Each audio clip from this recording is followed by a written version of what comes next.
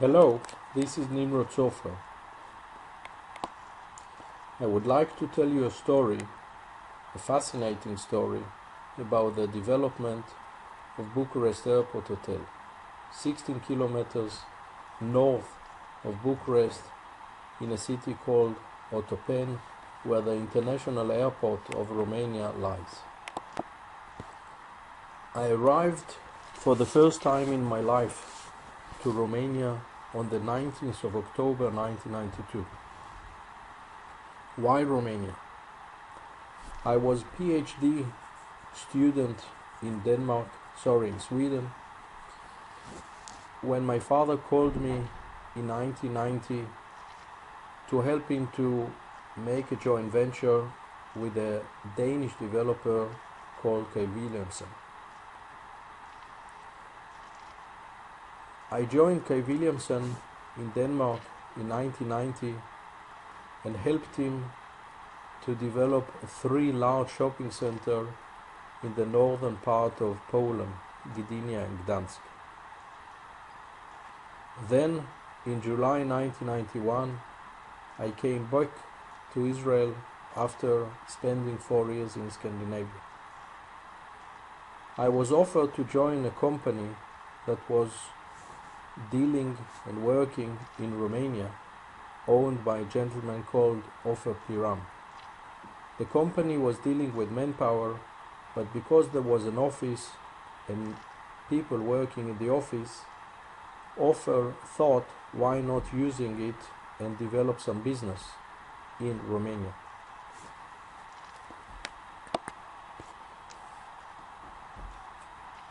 I landed, as I mentioned, in October 1992 in Romania for the first time in my life.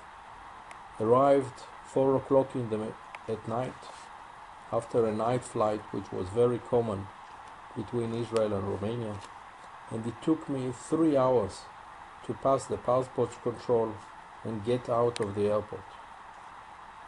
Romania in these days was a country with high corruption, very long queues to milk, bread, and all other basic necessary products for the day-to-day.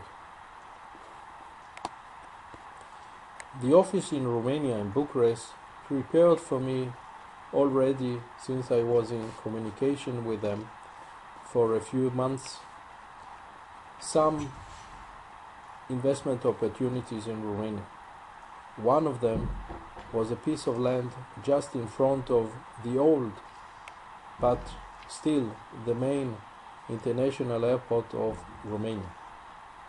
I came to the site together with Ofer and the 2 ladies working in the office, and we thought to buy a piece of land which was just in front of the airport, 700 meters actually from the rundown. Why did we decide to buy the piece of land? First of all, Ofer had money that he wanted to spend. Second of all, we thought that since there is no hotel near the airport, and actually the nearest hotel at that time was in the city of Bucharest, 16-17 kilometers from that, it is and will be the demand for an airport hotel there. The piece of land that was offered to us was relatively small, 1,160, by a gentleman called Iliescu. The price per square meter sound also good, $18 per square meter. It was okay. The main question was how to bring the money from Israel to Romania, since the banks did not really function at that time. So what did we do? I went back to Israel and took the money in my boots or shoes, and this was the first time in my life I was more than 170 centimeter high. After buying the land, but since we did not have money, we thought that the best way to come with ideas what to do there is to approach the Architecture Academy of Bucharest.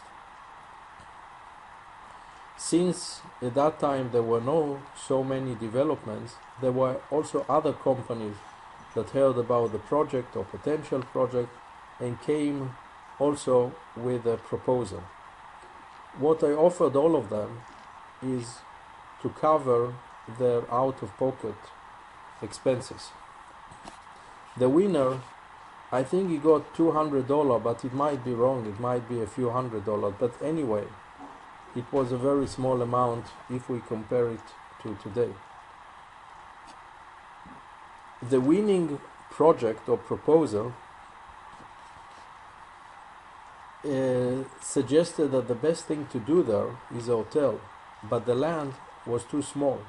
We needed to buy additional land. And then we started negotiations with our neighbor. The neighbor was a peasant that had some bees to produce honey, chickens, ducks, dozens of dogs. And so we started negotiations. Every basically 2 weeks that I arrived in Romania, we went there and sat in the evening a few hours. Again, at that time I did not speak the language, so everything went through a translator. At the end, after about 1.5 years, we came to conclusion that we can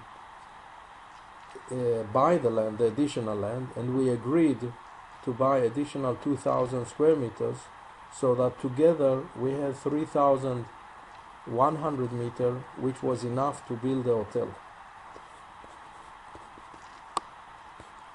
The neighbor got the land in a very, let's call it, Romanian way.